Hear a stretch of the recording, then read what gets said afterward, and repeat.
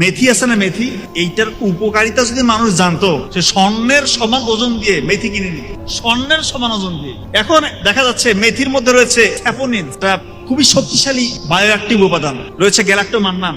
এটা আপনার মানে প্যানক্রিয়াস থেকে ন্যাচারালি ইনসুলিন রিলিজ করবে, আপনার ডায়াবেটিসের মাত্রা কমে যাবে ইনশাআল্লাহ। এটার যে শক্তিশালী ফ্লাভোনয়েড অ্যান্টিঅক্সিডেন্ট রয়েছে, এটা দেখবেন যে এই যে শীতকাল আসতেছে না, অনেকে দেখবেন যে কাশি জমে গেছে, কাশি কমতেছে না কোনোভাবে।